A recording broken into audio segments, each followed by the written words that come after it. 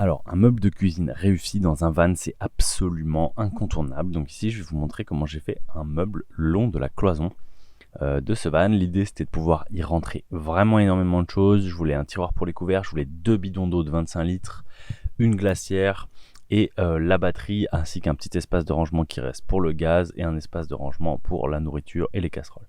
Donc autant dire qu'il fallait faire rentrer énormément. Et du coup, je vais vous montrer comment j'ai fait ça. Alors l'idée d'abord, c'est de définir un peu l'espace de sa cuisine. Donc quand vous avez choisi votre largeur, il va falloir couper des grandes plaques carrées comme ça et les adapter à la carrosserie avec un compas. Au moins, vous êtes sûr que vous avez un meuble qui matche super bien votre carrosserie, qui ne va pas bouger, ça fera une belle finition. Et quand vous avez fait ça de chaque côté, vous allez pouvoir choisir la grosse planche que vous allez mettre dessus et qui va faire tout le plateau de votre cuisine. Alors ici, mon but c'était de pas dépenser trop, mais je voulais quand même avoir un bois dur sur le dessus pour que ce soit bien solide, que ce soit aussi bien étanche. Donc j'ai choisi un plateau en chêne que j'ai trouvé dans un magasin de bricolage classique, mais je trouvais que c'était assez joli, c'était pas trop cher et ça permettait d'avoir une essence assez dure sur le dessus de la cuisine et je trouvais ça assez important. Donc une fois que ça s'était fait, j'ai pris mes mesures et toujours pareil, j'ai découpé en fait la forme que j'avais tracée au compas auparavant. L'intérêt du compas, c'est que ça permet vraiment de reporter correctement les formes d'une pièce à l'autre et ça permet d'être sûr qu'on a une pièce qui va bien matcher la carrosserie comme on voudrait. Donc une fois que vous avez bien tracé ça, vous avez juste à prendre votre scie sauteuse favorite et venir couper tout ça. Alors je prends toujours la scie sauteuse pour ces choses-là parce que finalement ça coupe très droit si on est patient et il faut aussi avoir des arrondis qui sont bien propres et vraiment c'est un indispensable pour avoir des arrondis bien propres. Alors ici, je vais prendre ma partie haut, je ne vais pas l'installer dans cette vidéo, ce sera dans une prochaine vidéo, mais je vais quand même prendre mes repères et venir pré-percer ces zones-là et je vais faire pareil avec la batterie, je vais un peu repérer l'emplacement auquel je souhaite la placer. Donc si vous voulez voir la vidéo sur l'électricité et sur l'eau, je vous laisse vous abonner, elles vont arriver très bientôt et c'est important d'activer la petite cloche si vous voulez pas rater la vidéo quand je la poste pour avoir les bonnes notifications. En tout cas ici, vous voyez maintenant qu'on a fini de préparer tout ça, on va pouvoir continuer à faire en fait les petits interstices de notre placard et pour ça on va continuer à, comme vous l'avez vu, venir cacher les vis avec le petit outil exprès. Ici, maintenant que j'ai fait mes tracés, je vais pouvoir aussi venir découper l'emplacement et de l'évier et du mitigeur. Et quand ça a été fait, on va avoir, comme d'habitude, une grosse session ponçage habituelle. Le but, c'est d'avoir un bois qui est bien propre, bien joli, et le ponçage, ça va vraiment faire une différence énorme en termes de finition. Donc on prend le temps de descendre un peu dans les grains, on commence avec un 120, on passe par un 180, et on finit même avec un 400, si on veut avoir une qualité de finition qui est vraiment sympathique. Ici, je finis même les angles à la main pour avoir un bel arrondi, et pas que si je me cogne, par exemple, sur le plateau, ça pose un problème. Ensuite, une fois que tout a été poncé, on va pouvoir commencer à venir mettre en place tout ça. Donc c'est la partie remontage et on va commencer à pouvoir les fixer, ce qui va nous donner l'avantage de les fixer bien à l'angle droit et d'avoir une bonne base pour travailler pour le reste qui ne bougera pas. Donc c'est quelque chose d'assez important puisque ça va vraiment permettre en fait d'avoir un meuble qui globalement est bien droit et ne bouge pas et surtout qu'après on va venir faire des tiroirs et si on veut que ces tiroirs soient bien calés, il faut qu'il n'y ait rien qui bouge. Donc pour ça, on prend une équerre et on vient vérifier que tout est bien d'équerre, tout est bien d'angle droit et après on aura juste à visser. L'intérêt de ce meuble, c'est que tout se visse par l'intérieur avec les cache-vis et du coup, les cache-vis, en tout cas ce petit système qui permet en fait de pré-percer à l'intérieur de biais, qui permet donc de cacher toutes les vis à l'intérieur, ça fait des meubles plus sympas. C'est un peu plus long à faire que de mettre les vis directement, donc si vous n'avez pas le temps, vous pouvez tout simplement visser de manière classique une planche à travers l'autre, ça marche aussi très bien. Les vis visibles, c'est pas si mal que ça sur le bois, c'est pas si moche si vous prenez des vis noires notamment, je trouve que ça marche assez bien. Donc voilà.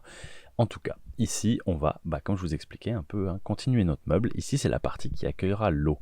Et je voulais avoir une grande porte facile d'accès pour cette partie, puisque les bidons, une fois remplis, sont assez lourds, mais je voulais quand même que les bidons ne bougent pas. Donc vous voyez, j'ai fait une grande ouverture dans cette porte. Et de l'autre côté, on va avoir la glacière. Donc pour ça, comme vous avez pu le voir, j'ai placé un rail et ici, je vais venir construire un tiroir aux bonnes dimensions pour la glacière. Donc ça, c'est assez important d'acheter votre glacière avant de faire toutes ces parties-là parce que si vous l'achetez après, vous risquez d'avoir quelque chose qui n'est pas aux bonnes dimensions. Prenez des glacières assez standards pour que si jamais vous avez besoin de la changer aussi, au moins vous ayez quelque chose qui puisse accueillir votre glacière. Parce que ça, c'est assez important. Si vous n'avez rien qui peut l'accueillir derrière parce qu'elle était à des dimensions trop biscornues, ce sera un peu dommage si un jour vous avez un problème, vous allez devoir tout refaire. Donc cela étant dit, Je suis venu fixer à droite pour que ça bouge pas, donc je vais juste avoir mon pan gauche qui bouge et j'ai juste à rentrer mon tiroir avant de tout fixer. Au moins je suis sûr que en fait cette partie gauche de mon meuble va être pile à la bonne dimension pour mon tiroir et que ça sera nickel. Je ferai la même chose avec le haut quand je fixerai le tiroir en fait découvert qui va venir au-dessus, vraiment le long en fait du haut du meuble. Une fois que tout est fixé, on vient quand même vérifier que la glacière rentre bien et que les choses coulissent correctement. C'est important puisque si on a des problèmes, il vaut mieux les régler au début que plus tard parce que plus on les règle tard, plus ça va être compliqué de les régler.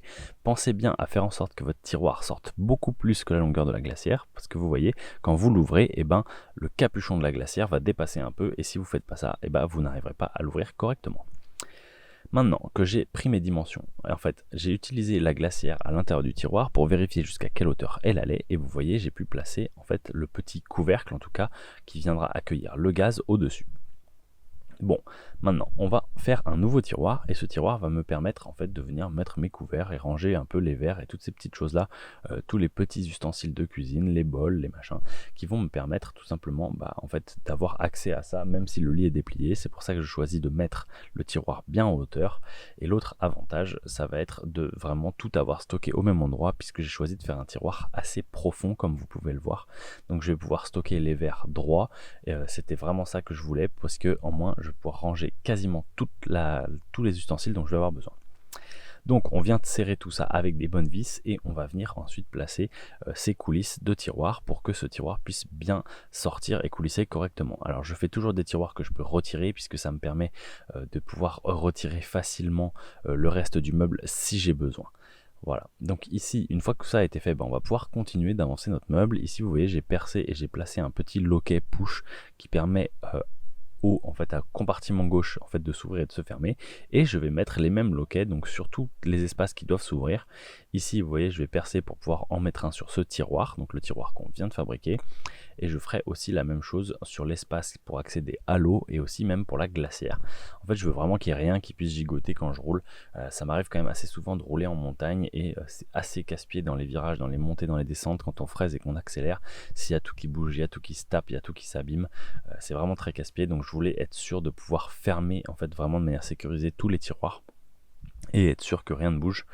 C'était même important aussi pour la glacière puisque quand elle est chargée et si on est dans une montée ou dans une descente, elle peut un peu venir sortir avec de la force et endommager le meuble. Donc voilà, tout ça ayant été fait, ici vous voyez j'ai préparé un super espace très sympa pour venir mettre ma petite batterie que je mettrai dans la vidéo pour l'électricité. Ensuite, on va toujours continuer, l'idée c'est d'avancer le plus vite possible sur ce meuble. Là, vous voyez, je mets la face avant du tiroir qui n'avait pas été faite avant. Je la mets à la fin pour être sûr qu'elle rentre bien, qu'elle se cale bien dans le meuble. Là, le petit plus de ce meuble de la cuisine, alors ça vraiment, c'est ce dont je vais être le plus content sur ce meuble-là. En fait, j'ai décidé de mettre des petites charnières toutes simples, des petites... plutôt en fait ces portes étagères ou je sais pas comment on peut appeler ça, c'est des équerres en fait, des équerres d'étagères pliantes et qui m'ont permis de mettre une table comme ça vers l'extérieur. Alors ça c'est vraiment génialissime, ça permet de cuisiner hors du van en étant debout. Vraiment je trouve que c'est génial. Si vous hésitez à faire ce genre de truc, je vous recommande vraiment de le faire. Ça coûte quelques dizaines d'euros et ça fait une différence de fou, ça se replie super bien. Vraiment c'est extrêmement pratique, vous voyez, on a juste à la sortir, elle se clipse, on peut cuisiner dehors, on appuie sur les deux boutons, ça la replie, ça prend vraiment que quelques secondes et c'est très fonctionnel.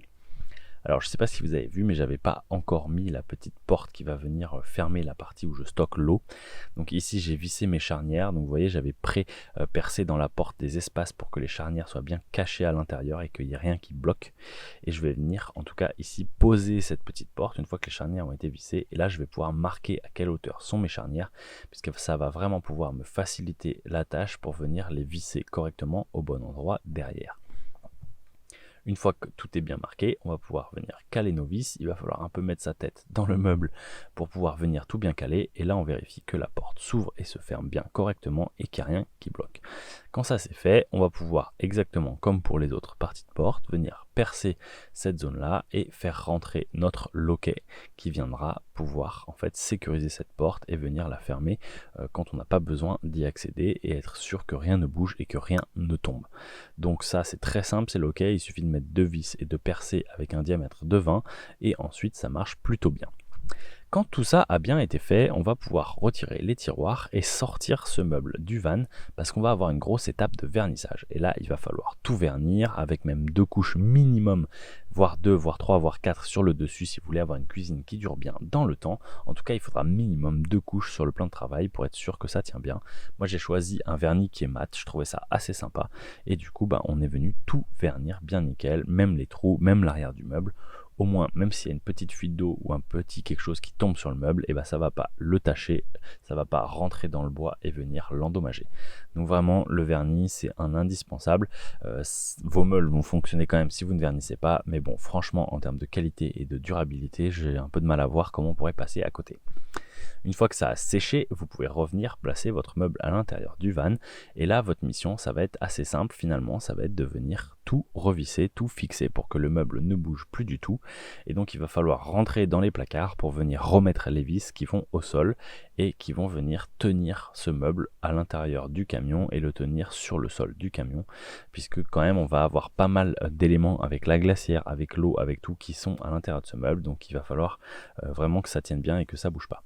Et si jamais vous ne voulez pas attendre que les prochaines vidéos sortent ou tout simplement vous voulez plus d'infos, plus de conseils et vraiment les meilleures idées et les meilleures techniques, je vous laisse rejoindre ma formation. Elle est toujours en promo en ce moment, ça va plus durer très longtemps.